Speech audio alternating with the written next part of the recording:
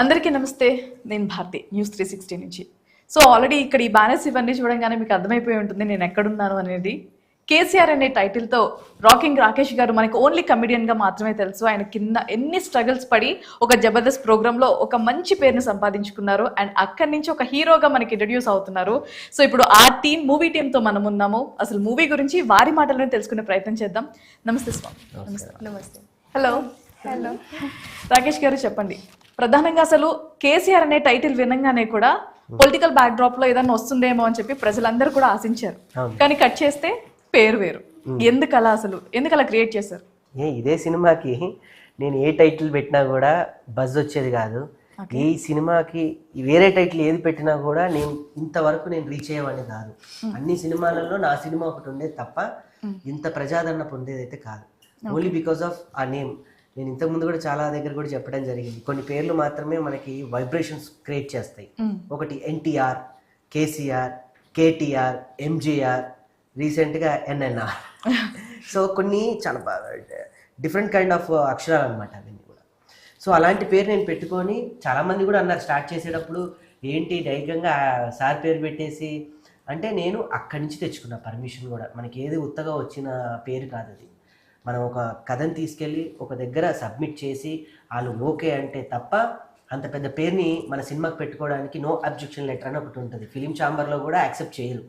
ఒక పేరు పెడుతున్నామంటే కనుక ఒక ఫిలిం ఛాంబర్ దగ్గర నుంచి మనం ఎక్కడ నేమ్ రిజిస్ట్రేషన్ చేస్తున్నాం అందరికి నో అబ్జెక్షన్ లెటర్స్ ఇవ్వాలి, సెన్సార్కి కూడా సబ్మిట్ చేయాలి.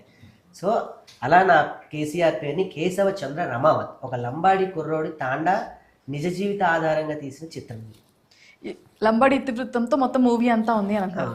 మొదటిగా మీరు కేసీఆర్ గారిని కలిసినప్పుడు, కొన్నేళ్ల క్రితం ఆయన్ని కలిసినప్పుడు దీని గురించి మాట్లాడారా? అయ్యో, నేను ఈ సినిమా అయిపోయి నా సినిమా ఆయన ఎక్కడన్నా ఎవరన్నా చెప్తే చూసి పిలుస్తారేమో అనుకున్నాను, కానీ నా పాట ఆయన అంత తొందరగా పిలిచే ప్రయత్నం చేస్తారని అనుకోలేదు. అంత గొప్ప పాట నాకు గోరే టెంకన్న గారి సాహిత్యంతో పాటు మను గారు, కల్పనక్క, మళ్ళీ గోరే టెంకన్న గారు, అదొక అద్భుతమైన చరిత్ర గల సాంగ్. రేపు నా జీవితంలో నేను ఒక 30, 50, 70 సంవత్సరాలు వచ్చాక నేను ఏం సాధించానని వెనక్కి తిరిగి చూసుకుంటే నా లైఫ్లో ఆ పాట డెఫినెట్గా ఉంటుంది.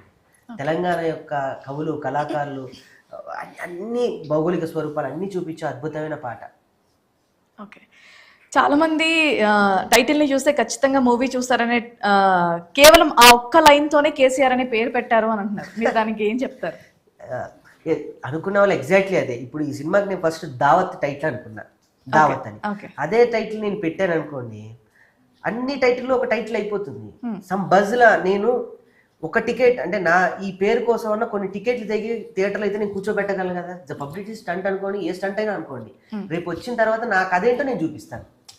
థియేటర్ వరకు తీసుకురావడం మాత్రం ఎంత కష్టం ఈ రోజుల్లో మీ అందరికీ తెలుసు. కొంతమందిని మన కోసం టైం ఇచ్చి ఇవ్వడమే చాలా పెద్ద ప్రివిలేజ్. అలాంటిది నేను థియేటర్ వరకు కొంతమందిని తీసుకురాగలిగాను అని అంటే, నా కోసం కూర్చుంటున్నారంటే 2 గంటల 12 నిమిషాలు వాళ్ళ విలువైన సమయం నాకు ఇస్తున్నారంటే ఎక్కడ బోర్ కొట్టించకూడదు. వాళ్ళకి ఎమోషన్ కావాలి, ఫన్ కావాలి, డ్రామా కావాలి. అసలు ఈ కథలో ఈ కుర్రాడు ఏం చెప్పదలుచుకున్నాడు అని అన్నీ ఉంటాయి. అంటే మీరు ఎప్పటి నుంచి అనుకున్నారు ఒక మూవీ తీయాలి అనేది? మీకు అసలు ఎప్పుడు మైండ్లోకి వచ్చింది అని అంటే? నేను తీయాలని కాదు, నేను రాసుకున్న కథ వేరే ప్రొడక్షన్ హౌస్కి తిరిగి చెప్పుకొని, నేను యూకేలో ఫస్ట్ ఇద్దరం యూకే వెళ్ళాం, లండన్ వెళ్ళినప్పుడు అక్కడ చేద్దాము మనం చేయగలము అని ఫస్ట్ వేరే కథ రాసుకున్నాం. మేము ఫస్ట్ ఎవరికి చెప్పారు? వేరే ఒక రాబరీ కథ ఒకటి రాసుకున్నాం అనమాట. తనకి కోహినూర్ డైమండ్ అంటే బాగా ఇష్టం. ఓకే, దొరికింది కదా మీకు. అయితే అక్కడ ఒక కథ రాసుకొని వచ్చిన తర్వాత నేను కొంత మందిని కూర్చోబెట్టి కథ నేను చెప్పటం వల్ల, ఇది చాలా బడ్జెట్ సినిమా, దీన్ని ఎస్టాబ్లిష్ చేయాలన్నా కూడా అక్కడ షూట్ చేయాలి, అదన్నీ పర్మిషన్స్ అవన్నీ ఇదన్నీ సరే ఆ కథని పక్కన పెట్టి ఒక అద్భుతమైన తెలంగాణ పల్లె పాట లాంటి ఒక కథ చేద్దాం అనుకున్నప్పుడు, ఇలాంటి కైండ్ ఆఫ్ నాకు మరాఠీ సినిమాలు బాగా ఇష్టం. మన కైండ్ ఆఫ్ తెలుగులో కొంచెం దీని ప్రోత్సాహన తక్కువ, కానీ మరాఠీలోను మాల్గుడిస్ కథలని చిన్నప్పుడు మీరు వినే ఉంటారు, అలా కథలు వస్తాయి, ఇలాంటి ప్రింట్లో వస్తూ ఉంటాయి అన్నమాట. అలాంటి కథ ఏదన్నా ఒకటి తెలుగులో మనం చేస్తే బాగుంటుందనే ఒక ఉద్దేశంతో నేను నా ఫ్రెండ్ నవీన్కి చెప్పుకోవడం జరిగింది. నేను డిస్కషన్ చేసి దీన్ని కాస్త మా రైటర్ రాజ్ కుమార్ గారని ఉన్నారు జబర్దస్త్లో నాకు రైటర్గా. సో తను కూడా దీనికి కర్త క్రియాకర్మ అన్ని తనే ఉండి చేసింది.